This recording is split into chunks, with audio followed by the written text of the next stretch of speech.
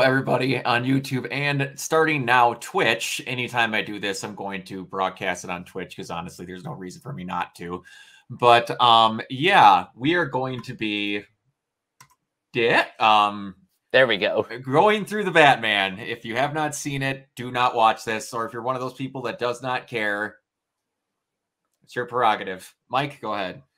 Okay, so the Batman, directed by Matt Reeves, which he co-wrote with Peter Craig, takes place in about his second year fighting crime. And in this film, he ventures into Gotham City's underworld when a sadistic killer leaves behind a trail of cryptic clues as the evidence begins to lead closer to home and the scale of the perpetrator's plans become clear. He must forge new relationships, unmask the culprit, and bring justice to the abuse of power and corruption that has long plagued the metropolis. So before we get into what this movie is, let's first address what this movie isn't, because for the faint of heart.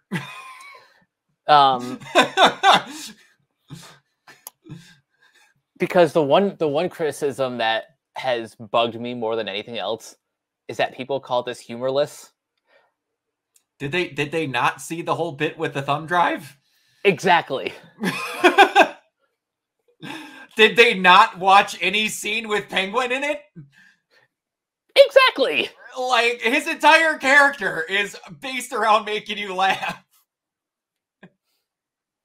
Like, I saw that too, and I'm like, this is the same thing where it's like people are going out of their way to literally lie. Like, if you don't like a movie, that's fine. I'm not going to say that people don't like this movie. I have one of the most hardcore Batman fans ever as one of my best friends, and he hates this movie. And me and him have the same knowledge of Batman, and we both stand on different sides of the fence. But I've seen people just go out of their way to literally lie about reasons why they don't like this movie. Like, someone told me there's far too much Bruce Wayne in this film for me to be happy. Bruce Wayne is in this film for like 10 minutes! He's either being a dopey nerd in eye makeup in a cave behind a computer, or he's in disguise on his way to be Batman, or he is Batman. He's in a scene in public like 2 times. Yeah. Shut up with that nonsense.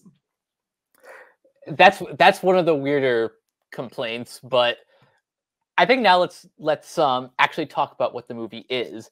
We'll start by scratching the surface, then dive a bit deeper. First of all, this movie looks amazing. Same cinematographer, if I'm not mistaken, is Dune. Yes. His name is Greg Fraser, and he is awesome. Mm-hmm. And I'm very curious to know if red is his favorite color.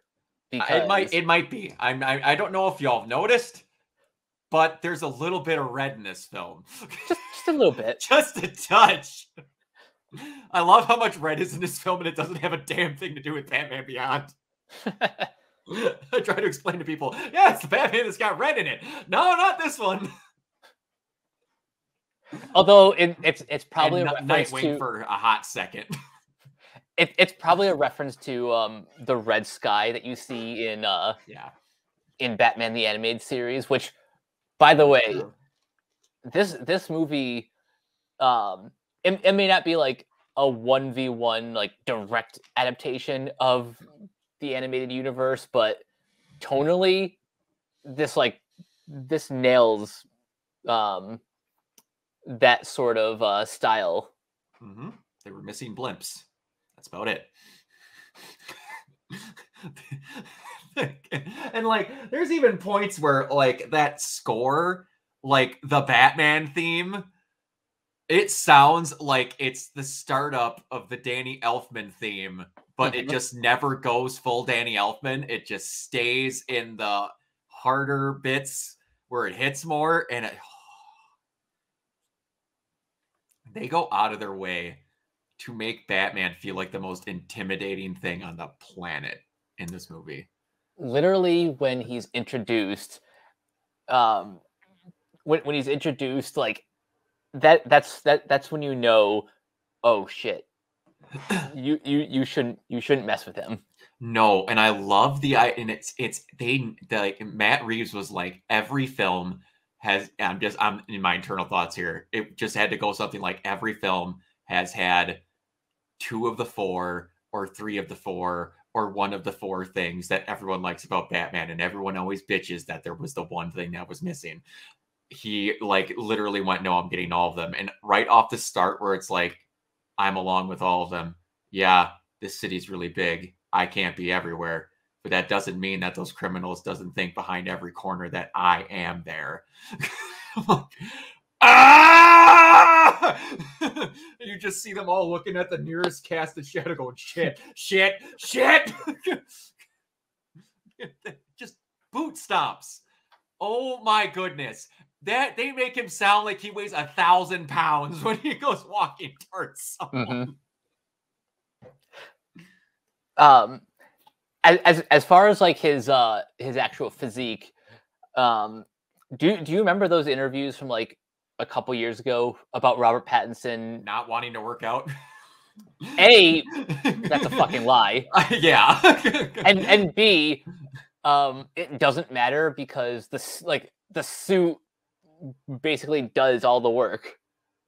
Yeah, and like I saw someone say something really stupid where it was like, yeah, this Batman's a weakling. He was struggling to push that wood table across the floor, and then freaking Ben Affleck was doing presses with tires. I'm like, that is a 15 by 15 solid oak wood table. That thing probably weighs like 600 pounds. Shut the hell up. Seriously, you're comparing like a giant wooden table to a fucking tire. That, I'm kidding you not. I have a pretty generous sized master bedroom in my house. That table is as big as my master bedroom. Y'all are stupid. But getting back to the cast of this movie, is there a single bad performance? I'm gonna say no. No. And I'm telling you, I cannot think of his name. Who's the guy that plays Carmine Falcone? I'm blanking hard. Oh, John Turturro. John Turturro. He should never do a comedy role again in his life. Yeah, this performance and just everything about Falcone, short of like actually seeing the rest of his family, which I'm sure they're saving for later, he looks like he's ripped right from the pages of The Long Halloween. He does. And like my brain is cursed with like Transformers 1 and through 3, John Turturro, where it's always just like he's being peed on, but no, it is motor oil. Blah, blah, blah, blah. He's in a Speedo. Blah, blah, blah. He doesn't get roles because he's known as the 2-bit comedy random wacko guy. And then all of a sudden they're like, he's gonna play Carmine Falcone. I'm like, what in the actual hell is the casting in this movie? I'm like, you get Colin Farrell, and then you go out of your way to make him look like Rupert, like Rupert Kind. Rupert Kind. I was gonna say Rupert Friend, but yeah, Richard Kind. Richard Kind. You look exactly like Richard Kind. Might be the best thing in the entire film. You get Zoe Kravitz as Selena Kyle. I was like, you knocked that one clean out of the park right away. Freaking Andy Serkis as Alfred. Perfect. Robert Pattinson, I was like, I'm giving you a chance. I just need to see what it does because I don't even know what they're attempting to do with this Batman. So I don't know if you're good for it or not. I will wait. But like, everyone is off the charts. This casting in this movie is borderline criminal and how well it is done in comparison in the past to other Batman films. Like how, like this looked effortless. How well everything was. Everyone from like Pattinson to the twins at the Iceberg Lounge.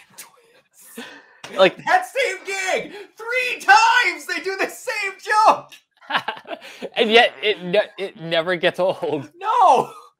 Do you know who I am? Yeah, you are getting in here. Goes gets his brother. You listen to this guy. You know who I am? You listen to this guy. Oh, that's so fucking good. My favorite is the third time where he literally just sneaks past him, closes the door. Doesn't even give him the time of day.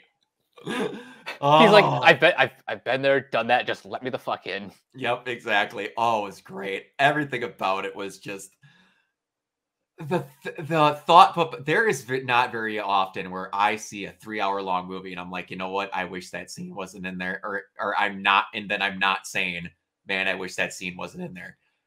Everything in this was great. Like this felt like I was reading a like 6 to 12 issue trade paperback, complete with the thought bubbles, which really aren't in there that much. Really, just like they mostly just kind of bookend the film, but it's there just enough to give that sort of film noir aesthetic. Yeah. Can I state how actively confused I was within the first 20 seconds of this movie? Everything in this film, including the Batmobile, the look of the Batsuit, all the shots we've seen of Carmine, the shots we've seen of Penguin, the shots we've seen of the random grimy streets. I'm like, oh, they're doing a Batman film that takes place in the 80s. Nope. Within seconds, there's an LED screen he's looking at, and within 10 minutes, he's pulling out an eye contact, setting it on a scanner, and looking at a recording. I'm like, what? Okay, this takes place in current times. Just Gotham City looks like it's in the 60s. You know what? That's kind of par for the course, because Gotham has always kind of been anachronistic. Yeah, it's ridiculous. And I like that ever since the Burton films, which back then, as much people like, I'm always a defender of like Gotham City used to be New York. And then it got cemented for me in Batman Forever when they literally crashed Two-Face's helicopter into the face of the Statue of Liberty. But like ever since the Dark Knight trilogy, it's been very much basically established that like in films that outside of like the seawall and stuff, that Gotham is Chicago. And here it kind of feels like both. Yeah. I mean, I guess it depends on where you're from, because like people from both Chicago and New York have claimed Gotham City. I'm gonna say you're from New York, so you could even be one of those people. And yeah, I'm gonna have very few negative. One thing I will bring up as a negative as a joke before we get into plot details. I watched it with my roommate and a friend of mine Thursday night. And then we went back last night, watched it again with my roommate and his brother and his sister-in-law. And then we got through it. And then she's like, I like that movie. I'll probably never see it again, because she doesn't do well with incredibly like dark movies. Like even The Dark Knight was a little bit too much for her at times. So it's like she loved it. She just won't be able to see it again. But she's like, my one complaint is they could have shaved 45 minutes off that film if, as Bruce Wayne, he walked a little faster. Okay, that's funny. Like, that is pretty good. I like that. But yeah, just they cherry pick such great lore points to throw in here to make a mismatch of stuff. Even not well discussed stuff like the Batwoman or Catwoman and Falcone thing, which it's only if you're reading certain runs that's even talked about as a possibility. I'll say this, like it's been like at least a decade since I read Dark Victory. There's Dark Victory, and there's also a I had to look it up because I couldn't remember what the hell it was called. The come on now, Catwoman When in Rome. There's a mini series that explores that too. And we'll talk about that more in a second when we talk about the future. But I was gonna say, like, kind of because my memory is a little bit hazy of Dark Victory, I genuinely forgot about Catwoman's connection to Falcone.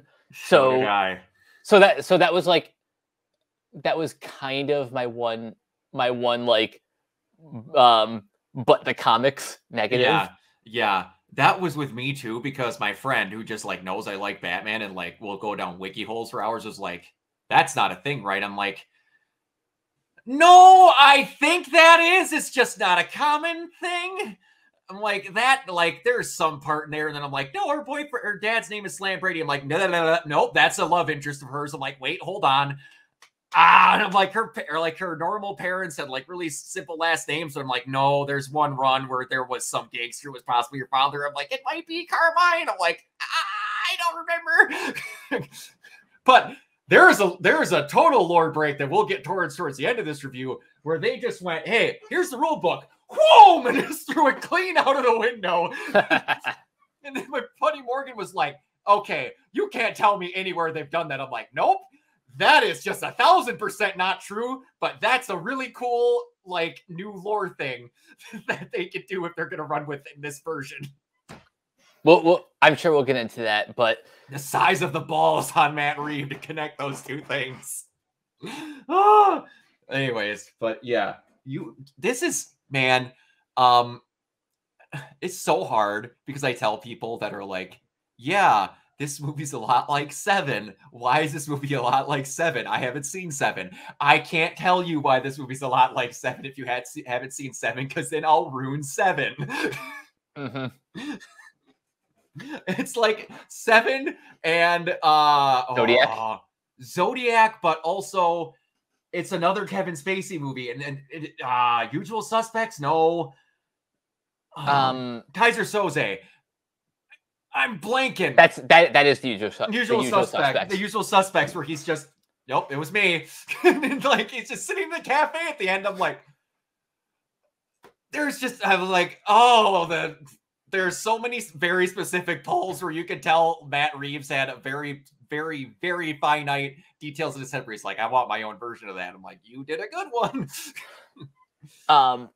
So to put it bluntly, yes, Matt Reeves understood the assignment. He might have come up with the assignment.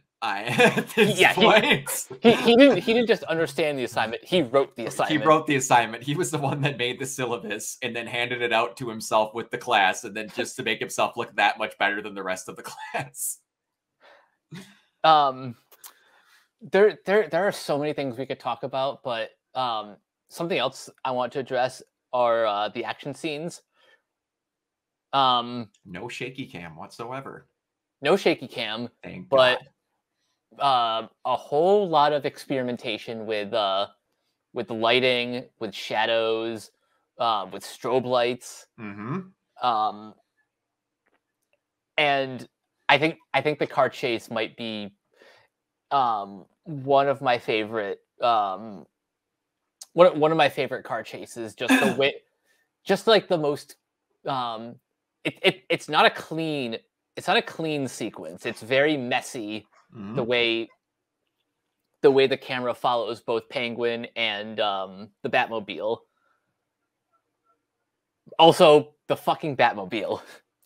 I to sound perverse here, I had an erection that you could see in counties away when all of a sudden they turn and all of a sudden you hear the like,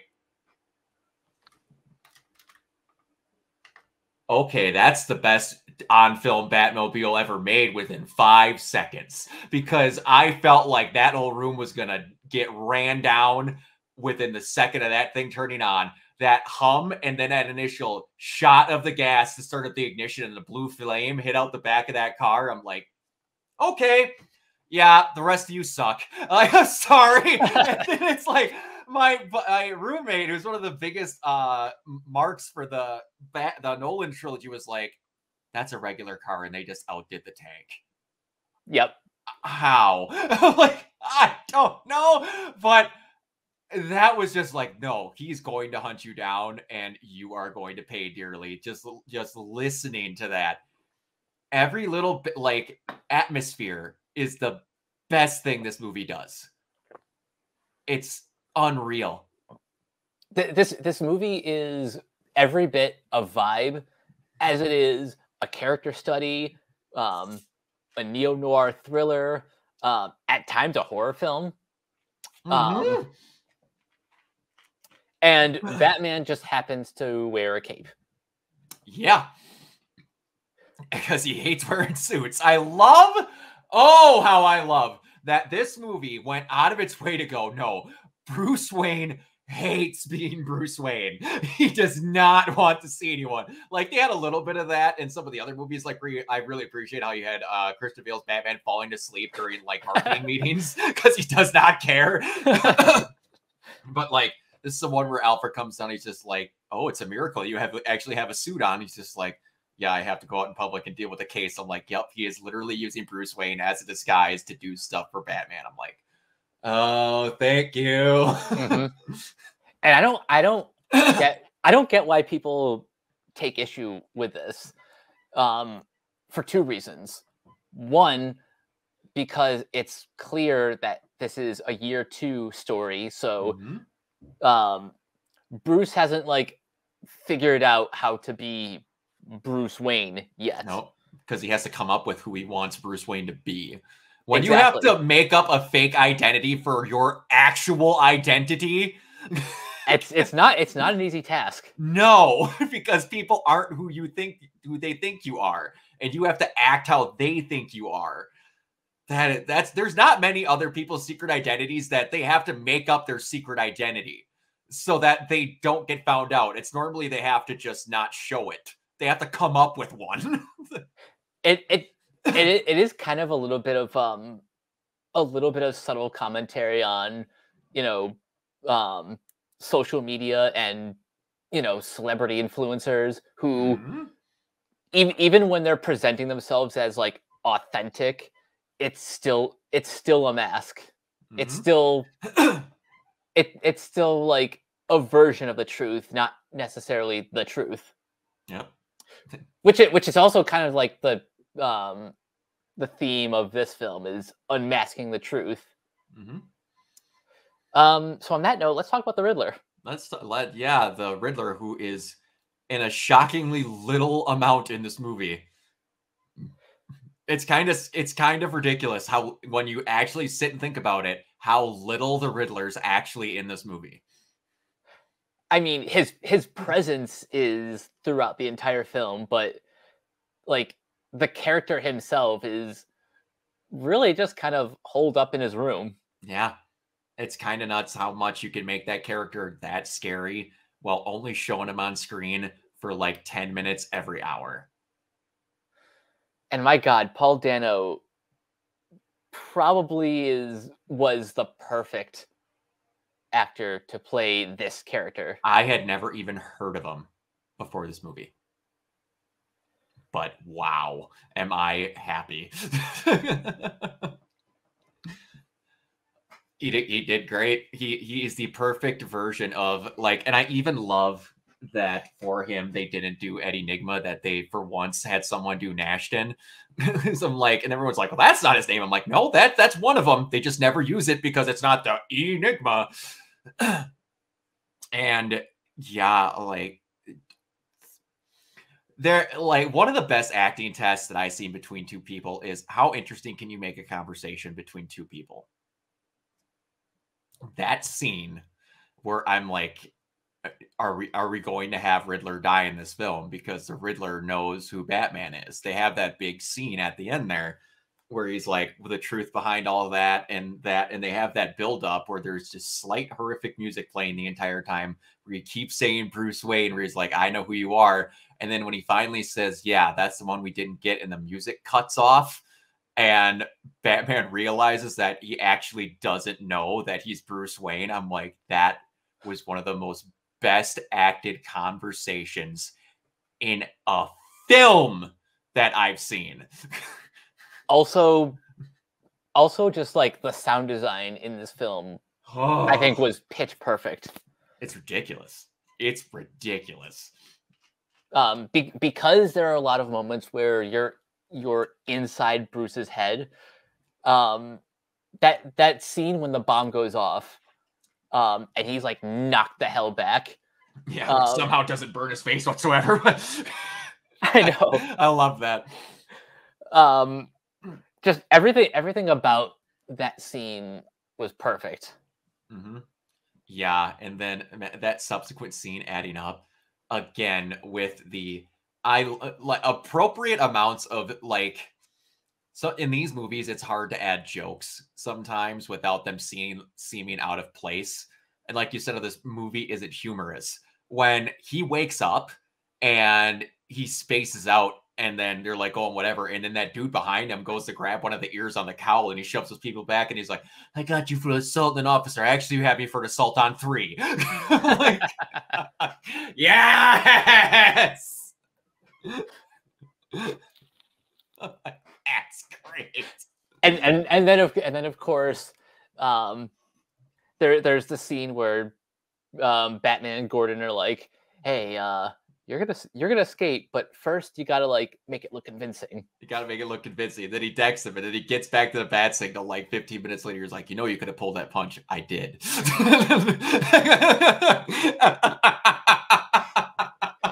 I swear this movie is like,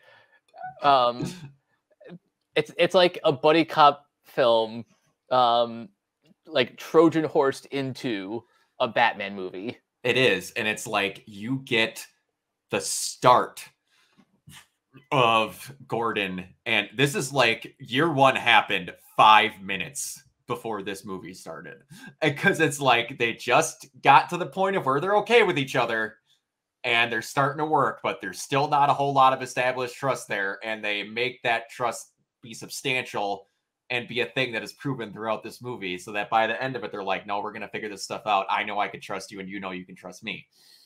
So, as of this film, he is simply Lieutenant Gordon.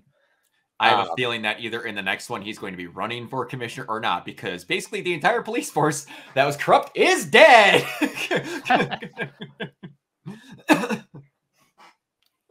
Yeah.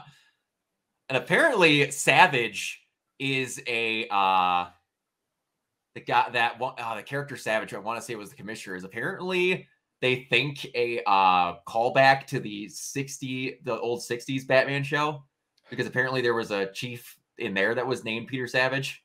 Interesting. I don't know if that's true, but I just saw it on a possible Easter eggs list. But yeah, this whole plot, the whole Rata-Alata thing, Rata-Alata. What the hell's wrong with you? I'm the only one that knows how to speak Spanish around here? Espanol? There's a difference between L and La? Whoever decided to put Colin Farrell as Penguin deserves the biggest raise ever. Seriously, I don't think I've seen prosthetics look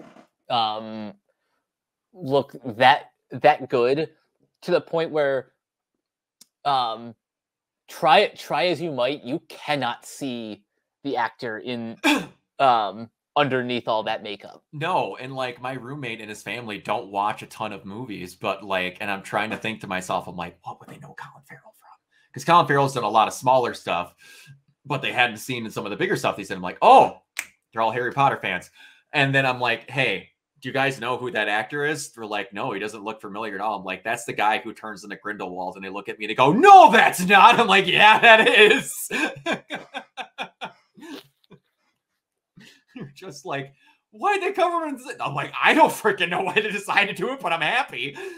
And yeah, that whole mystery with the stool pigeon, like, I was immediately like rat with wings. I'm like, how is no one up until the Penguin made the comparison that Batman is the rat with wings? Like, give or take, that was not what he was actually about. But I'm like, how is it taking up until Penguin said it for one of you to go, oh, yeah, that's a very common thing that's said. I'll chalk that up to Bruce overthinking, because you know, a normal person would be like, duh, of course it's a bat. Of course it's a bat. Yeah. But I can understand Bruce being like, rat with wings, stool pigeon. Yeah, that makes sense. Mm-hmm. And one of the weirdest things about this movie that I kind of like is that Alfred kind of isn't his butler, but kind of is, because they clearly have another person working in Wayne Manor. Yeah, that's new. I was like, who is she? What does she do? And also, it's not Wayne Manor. It's Wayne Tower in the middle of like Central Park. That's weird. Yeah, I'm going to give the production designers the benefit of the doubt in that they didn't want to like they didn't want to borrow too much aesthetically from previous iterations. No, I appreciate it. It was something different, and like him having some place to get away to where he doesn't have to go 15 miles out of town to get back to the Batcave, or if there's multiples of them, like, and it's so out of the way to where you see him driving his bike down a set of steps to get to this thing. I'm like, okay, he's taking the most roundabout way on the planet to get down to where this is. I'm like, that's actually pretty smart. Mm-hmm. And an old abandoned railway station. Yeah, that's a pretty good little hideout. Because, like, in comics, he's got a bat cave under Arkham Asylum, for crying out loud. Like, he has them everywhere. Speaking of Arkham, we should probably talk about one of the bigger twists involving Bruce's family. Okay, so for those of you that don't know, Martha Wayne's maiden name is Kane. There's a reason why you see Kate Kane and all the name Kane being brought up, though not Cassandra Kane, Kane, like the wrestler. Up until now, it has never been Arkham. Ever. But they looked at me like, are you mad about that? I'm like, no, not at all. They're going to finally do something where they're going to, without doing Flashpoint, make his parents a little bit more interesting and add a couple extra layers of depth to get more stuff out of his parents, whose only importance is dying in an alley, which, oh boy, was I terrified. Oh, I was scared. When they showed that club scene and it zooms to the bottom end of that thing and they showed a pearl necklace, I'm like, Matt Reeves, you son of a bitch. I swear, if you show his parents get shot again, I'm going to be pissed. We don't need this in a 3-hour-long film. But he didn't. Yeah, I'm glad that we don't have popcorn and pearls for like the billionth time. Oh, we don't need it. Origin stories for superheroes who haven't had them. People like Batman and Superman and Spider-Man, nope. We know. We're done. Lord, we know. My nephew, who is like youngest nephew, who's 5, knows that his parents die in an alley. We don't need it. Exactly. But I think as far as learning more about the Waynes, my favorite thing about, you know, about some of the more deeper cut Batman stories in the comics is when we learn more about like the Waynes and how influential they were to Gotham's history. Mm-hmm. And this was all really compelling. You know, the fact that he was that Thomas was running for mayor, and that he's not like he's no saint because he does have a relationship with Carmine, but he's not corrupt either. He's got like one foot in the threshold. I was wondering if they were going to like, and I wasn't against it. I was kind of wondering if they were going to go to Joker route where they just made Thomas Wayne a fucking douchebag. I was like, are they going to do that in the actual Batman movie? I'm like, okay, if they pull it off, that's fine. But I'm like, okay, got it. He just helped Carmine once and then tried to just make a person not talk. And then Carmine being Carmine went, no, I'm going to make sure I got something over you. And yeah. On that note, what did you think about the 2 consecutive conversations that Bruce had with Carmine being like, hey, is this true? Followed by Alfred being like, no. Let me tell you what really happened. I liked that. I part of me wishes that Bruce would have been a little bit more, I want to say, apprehensive about immediately trusting what Falcone said. Like he's like when Alfred woke up of like, you need to be honest with me. What the hell happened with my dad and Falcone? I kind of like immediately he tells Alfred, he's like, you've been lying to me for years. I'm like, that was like the one like start of that conversation where I was kind of like, man, you've been getting lied to this whole movie. This is the one where you should be like, it's Carmine Falcone. He might not be being honest with me. Like, I think the dialogue in that scene is a little is a bit clunky, but knowing Bruce, he could have just said that like in a way to pull the correct answer. Could be. But yeah, I do like that they didn't say that it was a total lie that he asked Carmine for help. I like that is still a part of it where he was like, can you just make sure this guy doesn't say anything? Because I don't want my family to get dragged through the mud. And then immediately he's like, nope, I'm okay with myself being dragged through the mud if I'm going to go confess about it. And then like, if they're actually going to have a thing where instead of just Joe Chill just finding the Waynes in an alley, like that there was an actual hit put out on the Waynes for once, that's different. It's kind of shocking that that simple of a thing is that different to the Wayne's death, where it was planned instead of some rando in the middle of an alley. I mean, both can still be true. Like, like Joe doesn't need to know why he's killing the Waynes. True. That is true. Even if it was Joe Chill this time, it might not be.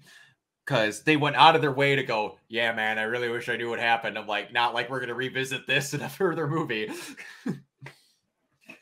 And it's just like, someone asked me, they're like, yeah, and they're talking about Batman Begins. And like, the only thing that I ever mentioned where I don't like about Batman Begins is how his parents die.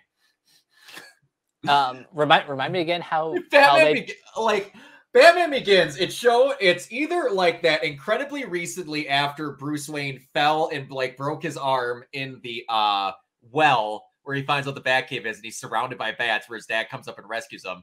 And then it's shown that for his birthday, they go and take him to a play that is completely centered around bat-looking, nocturnal, scary as shit creatures.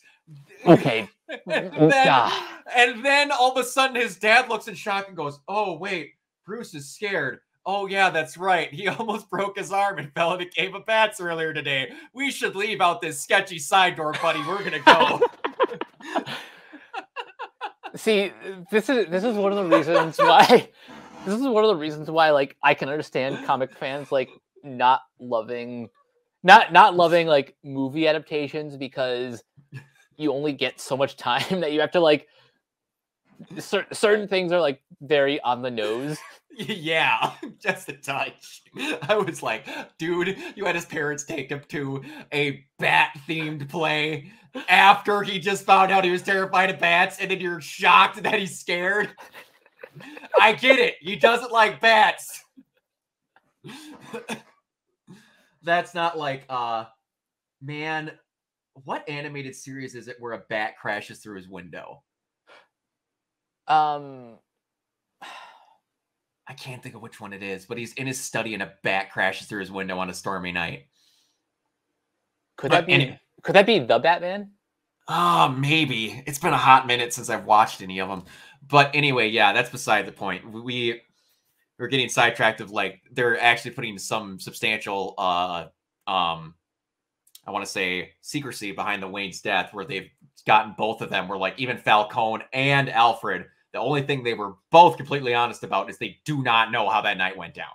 They literally don't know. And that could be either doing it for a future plot point or just leaving it up to interpretation where you don't need to know and you can come up with your own case standard of how you think it happened.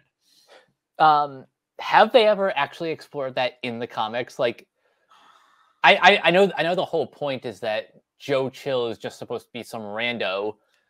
I don't like. I'm trying to think in my head if they did stuff in the Court of Owls where maybe, I don't know. I don't know if they've made it a gigantic plot point of who killed his parents. Like the only time that they made that a big thing was in my recent memory is in the 89 Batman film. Right, where Jack Napier is the guy who did it. Yeah, exactly. Just so they could call it back. And I'm like, it's always the inciting incident that starts everything. I think for the purposes of this universe, where we've established that the Waynes are like actual celebrities in this universe, yeah, but also that specifically Thomas and Carmine have a history. Yeah, I'm perfectly okay with like either one of them like pretty much blind assigning a Joe Chill to kill the Waynes. Yeah, absolutely. Like, don't go out of your way to, but if opportunity arises, off him. But he did say that he died the same night that he was going to go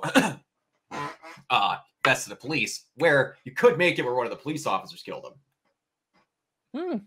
Because they were in Maroni's pocket. But yeah, and like this whole, it's like this was the best version of like, I'm gonna get a lot of crap for saying this. I really am.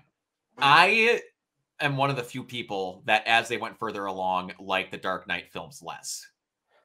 That's fair. And you and me have had the conversation where we both agree that Batman Begins is a Batman movie, and that the later two are Christopher Nolan films that happen to have Batman characters in them. Yep, and I stand by that. Exactly. And like, and I was talking with my roommate, and he's talking about, he's like, well, what do you like about it? I'm like, it's not that I don't like it. It's just that like, when you think about that movie, what is the thing that you think about? He's like, well, the Joker's really good. I'm like, cool. Do you think about anything else? I think Two-Face gets Two-Face kind of gets swallowed up by the Joker. Exactly. There's a decent plot in there and all that stuff, but like the problem with it, and I'm okay with this version of it, is it's like they kind of Riddlerified the Joker in that movie. To where it's like, I don't have a plan. I never have a plan, blah, blah, blah. Even though I have about 16 plans going at once the entire time. I'm a dog chasing cars, even though I have a tracer on that car to know where it's going at all times. He had like 5 plans going at once, and it was incredibly upset when all the plans didn't go off. You know who acts like that in comics all the time? The Riddler. Exactly. I was like, it's a very great Joker. It's just that he's 80% Riddler that happens to have makeup and be really kooky. And you want to prove that point? This film! Because the exact Riddler that I say that they kind of made the Joker into is in this movie if his parents were Jigsaw and the Zodiac Killer.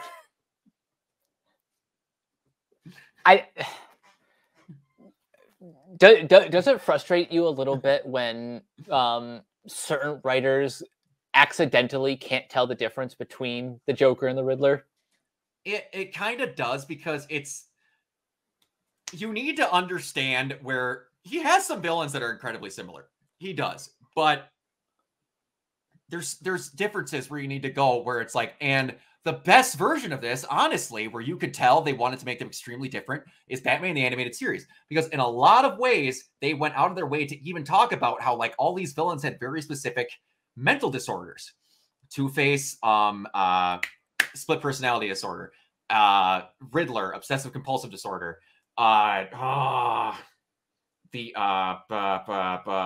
Freeze, post-traumatic stress disorder. Like, they all kind of based how they acted around like a specific mental deficiency or illness to like show that these people are suffering for incredibly different ways and act incredibly differently. Like Joker, for one instance, like in the middle of an entire I can't remember what the exact storyline is, but he has a baby for some reason. I want to say it's with like Jim's like 3rd or 4th. Jim has like 4 wives that get killed by people, and I think like 2 of them are killed by the Joker. Oh, are you talking about that scene in No Man's Land? It might be where he like tosses the baby and then like at them for like to go away, but he shoots the kid anyway. I'm just like, That's the Joker. You don't have like where like in the Dark Knight where it kind of irritates me where it's like, oh cool, yep. I'm waiting for my plan to work out on the boat because they're going to blow that up exactly how I planned it for a couple of weeks now.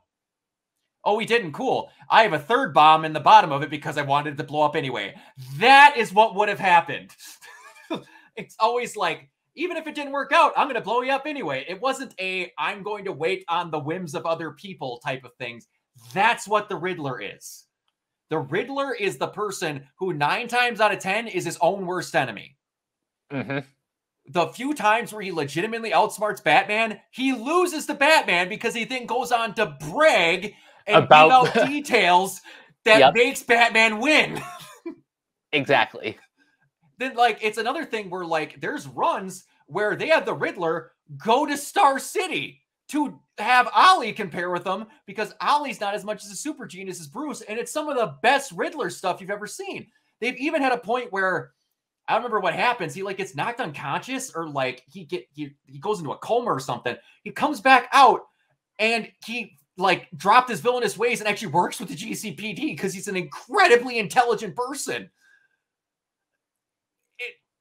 It's like, just don't boilerplate a villain. Don't be like, okay, cool. They really like the Joker, so I'm going to make the Joker work into this plot line. And that's kind of what I mean by it was a Nolan movie that had Batman characters in it. Because it felt like they wrote the plot and then went, well, they really like the Joker, so I got to force feed him in there somewhere. And I put the card at the other movie, so since now that I'm forced to make another one, I got to do it like... And give or take, they do that with Marvel movies now. They very much make the plot and then go, what characters work for it?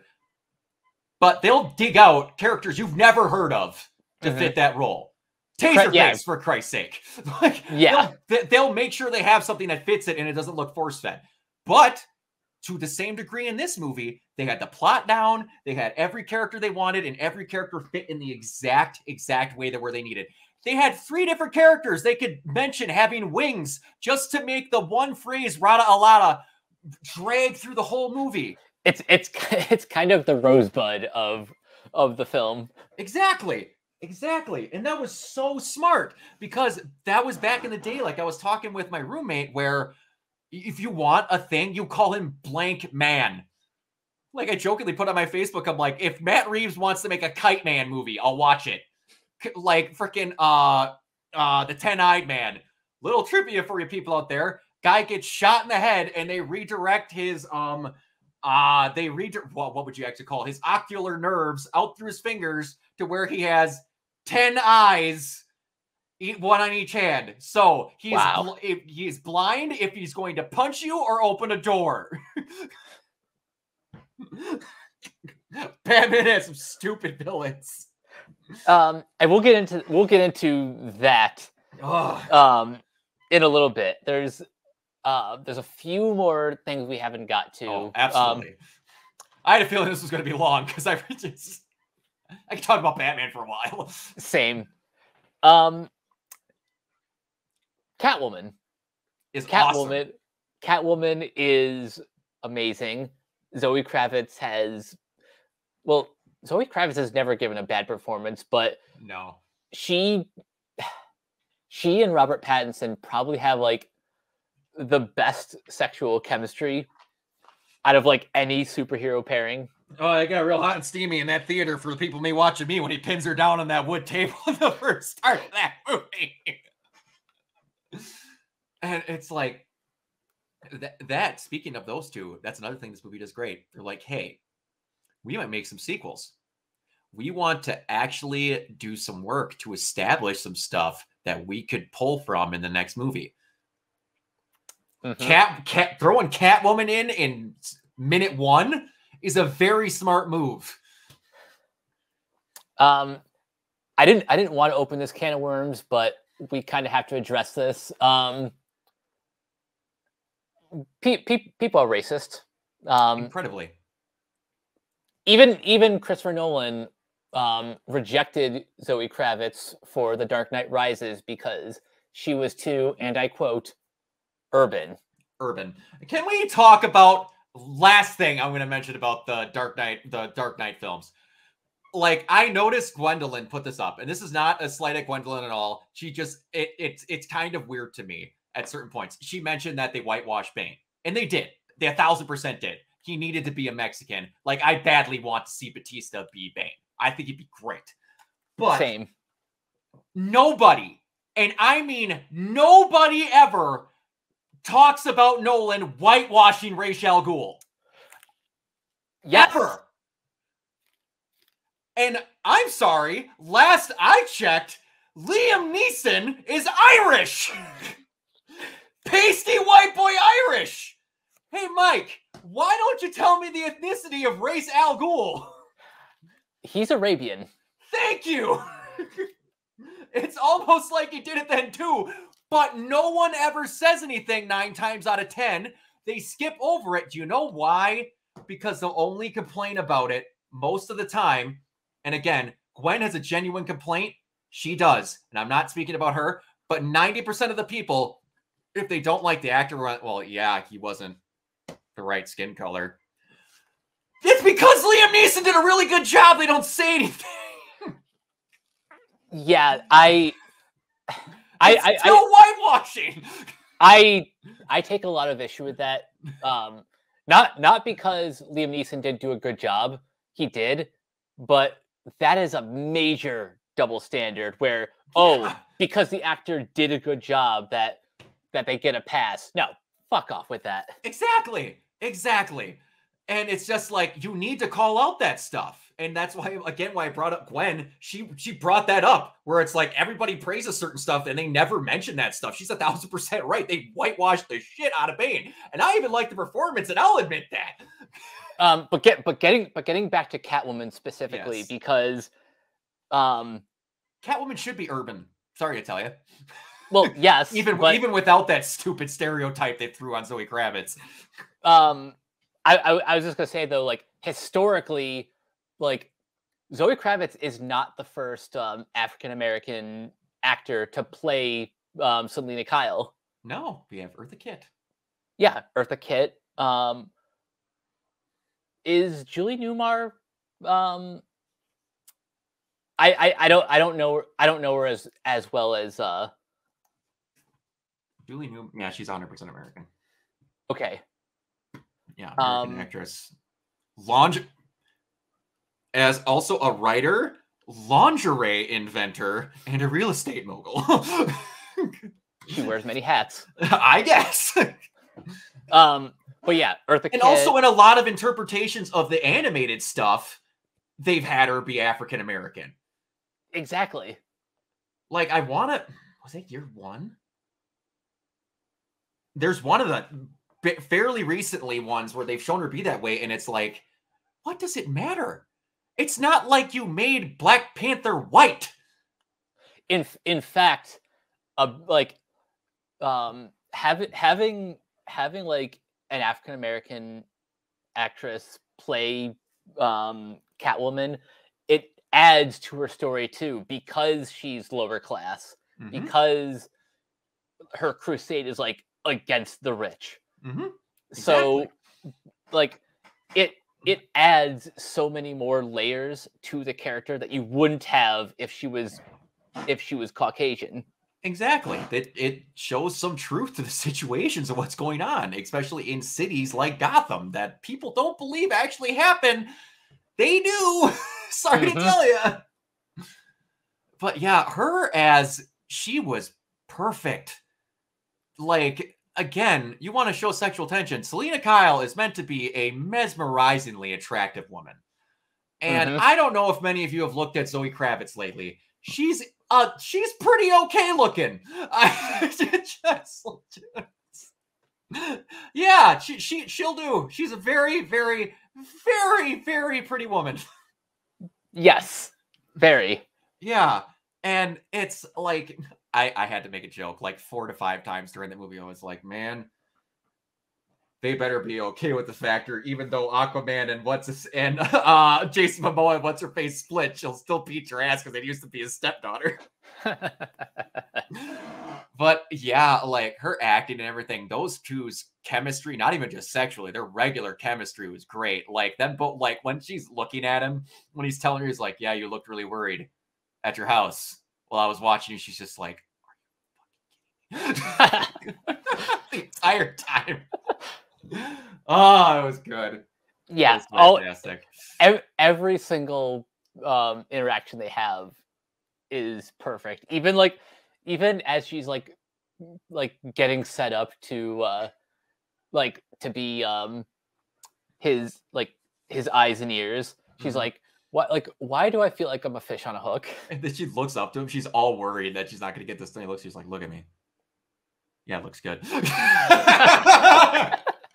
And like even the scene at the end when they're both on the bikes and they're going down the trail and they have to be assholes like rev past the other one because they can't have the other one be in front when they're going down the trail. I'm like, that is so perfect. You nailed those two. Oh, it's so good. And like she even invites them to go away with him. Like, come on. Like, I know you got skills, do this. And like they've got a great dynamic to where she does not know who he is, but he knows who she is. I didn't know if they were going to do a reveal and they didn't. I was like, that's pretty smart. You kept one of them still having the identity because you need to have a couple of moments where she's going to have the realization that he's Bruce Wayne and she's going to go, are you what? that will definitely happen in a sequel. Yeah, exactly. Also, she name drops Bloodhaven. Bloodhaven. Yeah.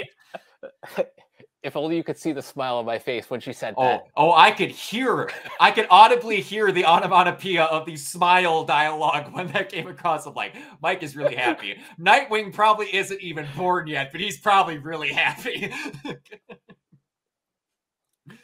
Oh, yeah. And like, speaking of, I also love how in any of these movies, they always just throw stuff in to make people say things like immediately when I got out of the movie. I'm like, I guarantee you, there's one person who went, hey, you know that black kid who was really apprehensive about beating down that guy because he's a good person? He's going to be a Robin. 2 seconds I got out of that film. My whole Twitter feed was nothing but, no, man, he's going to be Jason Todd. No, you're wrong. He's Tim Drake. I'm like, wait. Pump the brakes for 5 seconds. About that. Apparently that actor actually is playing Tim Drake on Titans. Really? I kind of dropped out of kind of dropped out of season 3 of that show, but okay. They introduced Tim Drake that season, or maybe they will in season 4. Okay. I don't know, but I'll even be honest. I myself was one of those people saying like, he does kind of seem like a Jason. I know. I just love the fact that in these Batman films, it's always like, that kid's his age enough to where he could be sparring with Batman. I think that kid could be a Robin. I just always like, who's the nearest adult male that Batman could get his hands on? So someone even tried to say that about the mayor's son. Oh, the kitty rat. God. Excuse me, Mayor Todd. May we speak? Like they even put. I don't explain, and I didn't catch it the first time I watched it. But like after we went home, my roommate was like, "Who are some people that haven't been in Batman films that you kind of like to see?" I'm like, there's some oddball ones out there, but I could see them doing it. I was like Professor Pig. I was like, I kind of wouldn't mind seeing Dollmaker. And then all of a sudden, I'm like, one would be really cool would be Thomas Elliott. And he's like, Thomas Elliott? That's a kind of lame. I'm like, no, his actual name is Hush. And he's like, was that the thing they put up? I'm like, well, kind of. They don't really mention the Elliots at all. Then I explained the situation about how they do the whole makeup and stuff like that. And then the second time I watched it, during that little clip, you saw Edward Elliott. Yeah, I saw it. I'm like, well, son of a... Yeah, that was up 2 seconds before Hush was on screen. I'm a moron. And then I pointed it out to him. He's like, is that... Yeah, that's the thing I didn't notice because I'm an idiot. And then, like, not to be... we're kind of skimping over stuff because a lot of it is detective work and just figuring out where it goes. So there's not like a lot of big action beats and stuff outside the car chase. The car chase and pretty much a lot of the combat takes place in the Iceberg Lounge, which like That's another thing I just kind of have to stop and acknowledge. We have the Iceberg Lounge. They did none of these other movies like went, hey, here's this one random hangout that only will get in there if we did a whole movie about that character. Nope. We name dropped the Penguin. He is going to be in the Iceberg Lounge. And then they even mentioned 44 Below, like the other club in it. I'm like, you didn't need to talk about that. But it's so cool that you did. That's what I mean. That's what I mean by the like this is the first time that a Batman movie has felt like a Batman comic because the world feels lived in. Like characters are just kind of here. Yeah. Like you know, we have the Penguin. He introduces himself as Oz. Yeah, exactly. They don't go out of some big thing. It's like, who we have to go meet? Oh, you don't want to meet him. And then they make a big deal about making the Penguin. They're like, no, he's just there. And they're like, oh, we need to go to the Iceberg Lounge. And Batman goes, okay. No one asks what the Iceberg Lounge is to do some expositional dialogue for 5 minutes. They're just like, no, we're going to show you and you'll understand. And no one's going to be shocked that we're going to the Iceberg Lounge. It's like you said, it's there. People understand this stuff exists and they're not purposely going, pay attention, kids. This will be a big deal later. They're just acting like it's there, which is great. Mm-hmm. Barring like a few exchanges, this movie is really show don't tell. Yes, and the few bits of exposition that we have are just like kind of natural exchanges between people who either know each other but haven't seen each other in like a few years, or they're just actually telling them information they need to know. Mm-hmm. Like I didn't need to see like an actual flashback of Thomas Wayne attending to Carmine, because I saw that in The Long Halloween. Exactly. And it's like, you can literally come up with it because of how well John Turturro talks about it. And that is a better way to show scenes than flashbacks. Mm-hmm. You can explain it as if he's having a conversation, but not as exposition. He's like, and then you sit there and watch from the whole thing from the top of the stairs. I remember your face. It's like, and you could come up with that scene in your head within seconds. Oh, it's so good. It's so good. Again, John Turturro, don't do comedy anymore. Man, you deserve so much more than what you've been doing for years. This is awesome. Now here's a question. Because they don't actually make it clear. Is he dead? I believe so. Like when he's looking down at him and he's shot in the back and he like drops onto the floor and his eyes close. I believe it was just kind of one of those not well executed death shots, but I'm pretty sure he's dead. Because like they even go out of their way to be like at the end after the seawall and stuff where they're like, if people are going to take advantage of the power struggle now that Falcone's gone, and you see Penguin standing in that top of that like business district building or whatever. Okay. And yeah, and it's like it to me it would be kind of stupid if they didn't, if I'm being honest. The reason I asked is because this actually leads into our next discussion point, which is the future. Oh, you mean No Man's Land? Well, what it should be, I mean. we'll get there in a second. But okay, you know what? Let's get there now. I've kind of laid out 5 things that I want to see, not just in a sequel, but just in the general Matt Reeves Gothamverse. Mm-hmm. Number 1 is No Man's Land, but with a caveat. We get either like a prelude or like just the Penguin centric stuff in the Penguin miniseries. Mm-hmm. And then you can either finish the story in Batman 2, or maybe have that be like the aftermath. Mm-hmm. Number 2, I want the weird villains. Give me Professor Pig, Dollmaker, Clayface. Like, man, I said it in that chat. Matt Reeves is the perfect person to do Mad Hatter. Yep. He honestly, Reeves is the perfect person to do anything. And I know, well, I don't know, but I assume that at least for the time being, Reeves wants to keep this separate from any other DC properties.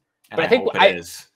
But I have a sneaking suspicion that what he meant was he just wants to separate himself from the DCEU so that not if, when this movie breaks records at the box office, they can be like, hey, this is the DC universe now. Deal with it.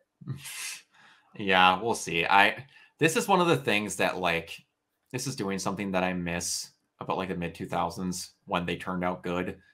It was just like, we have an idea for a trilogy and we're making it. Yeah, and the only added bonus is that we're also getting HBO Max series. It's like because why shouldn't you? I mean, at this point, they've also announced they're doing one on Arkham. You know how cool that is? Point number 3. I want to see a Catwoman spin-off based on, let me get the name of, she's had a couple different comic runs, but I specifically want to know the one by Darwin Cook. What all got done? And I'm not the greatest at remembering writers. Excuse me.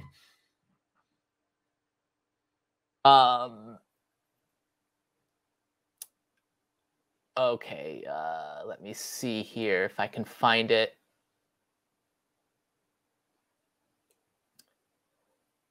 Well, anyway, just generally speaking, give me a Catwoman. Okay, it's called When in Rome.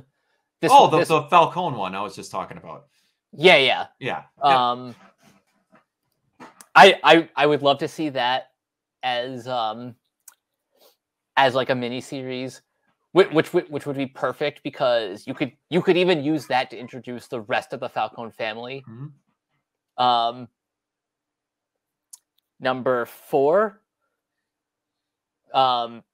do Dark Victory if no other reason than also to introduce the rest of the Falcone family, but also to introduce Robin.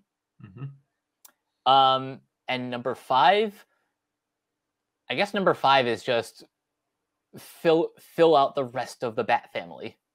It is, and that's like you mentioned, making a DCU, making like this is DCU extended universe. I've said this where, like, when Fox had the X-Men, if they would have did their shit correctly, they could have easily had their own cinematic universe just using X-Men. I'm telling you right now, they have the availability to do it. They would make money off doing it if they did it correctly. And it is a well enough established IP to where you could do it where, dear Jesus, you could make a Batman cinematic universe and do split offs with like Birds of Prey, Huntress, Canary, all that. You could do a freaking Nightwing trilogy in Bloodhaven. You could do all of this crap if you just planned it. And they'd be cheap as hell because Batman movies don't have expensive villains. Exactly. Plus, like, with Matt Reeves in your corner, he's worked on things like Cloverfield, Let Me In, the Planet of the Apes movies. So like he can work with visual effects. So yeah, that's why I want to see the weirder villains in the Rogues Gallery, because I know he's not going to have any trouble bringing them to life. No, and this is more of a thing where the weirder kind of oddball ones would do better, honestly, because he's doing a thing where he's not scared to make these movies as dark as PG-13 is going to allow him. So you could do some seedy underbelly stuff to where it's pretty great. Also, Killer Croc, because I was deciding if I wanted Killer Croc more or Man Bat. I'd be cool with either. Because like Man Bat, like Killer Croc is that we've at least gotten in a movie. Like give or take, it wasn't that great. But like Man Bat is a thing that like barely even gets to show up in animated series anymore. And can you imagine Matt Reeves showing the transformation of Kurt Langstrom into Man Bat, like with visual effects? Yeah, that would look so good. I am having near orgasmic joy thinking about that visual scene going down. But anyway, yeah, like you've also mentioned, you really badly wanted to do Hugo Strange. Yes. Oh wait. There was one more I forgot to mention. And I kind of took this out of my point number 2, the Court of Owls. Mm-hmm. Or about how Robert Pattinson and Paul Dano openly said during an interview how they both think it's the coolest Batman comic ever made. Yeah. Although here's my issue with the Court of Owls. I don't think you should do it too soon, because what makes that story so effective is it builds on like the reader's history of Batman, Gotham, like, and Bruce's family. Yep. So to do this right, you either have to have planted seeds early on, like as early as this movie. If you start in the sequel or like the Penguin series, like that's okay, because you're still getting them in early. Mm-hmm. Or you have to wait until the end of the trilogy, where you turn that into like the next chapter. Mm-hmm. I'm okay with them doing either the Court of Owls or the Order of Saint Dumas. Just do not do the League of Shadows. Not because I do not like the League of Shadows, but we had an entire trilogy centered around the League of Shadows already. Exactly. You can sit down for just a minute. One more thing before we go. Let's talk about that not post-credit scene, but like ending stinger. Yeah.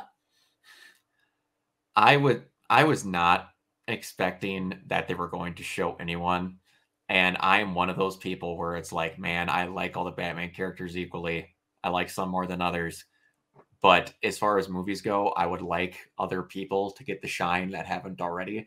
Mm-hmm. And I think that is very much a Matt Reeves thing, to where like he still picked one that's been on screen, but it's one that has not been on screen in a while. So that's why he picked, I believe, a big reason why he picked Riddler. And then when which Barry Keoghan, like, and for those that don't know, he's Droog in the Eternals. I was confused at who the hell that was at first, because they have that thing where he's talking with him and he tells him the riddle, what has less value, what increases in value when you have less of them, and it's friends. And then they show the side of his face, and it looks very scarred around his teeth region here, and his hair's messed up. He looked very close to the animated series version of Two-Face. I'm like, is that person Harvey Dent? And then I'm like, and I'm thinking in my head, we had a whole movie about mayoral elections, and Harvey Dent's name wasn't even mentioned. Although, to be fair, I don't think Dent was ever a mayor. He was just a DA. I know, I get that, but it's like elections, all this. I was like, they didn't even ask his opinion or anything like that. I guess they had the crooked DA, like they could bring Harvey Dent in later on. But either way, I'm like, just around elections, it's really weird that there was no even mention of Harvey Dent in anything. But, and then he starts cackling. I'm like, okay, no, it's the Joker. And then all of a sudden I'm like, it cuts and I'm waiting. I'm like, okay, are they going to show something at the end? And then they don't. They show the question mark and a lot of errata, and then it closes. I'm like, And I audibly said to my roommate, I'm like, I really hope they don't put Joker in the next movie. I agree. But what if Matt Reeves does with the Joker the opposite of what Christopher Nolan did with Jonathan Crane?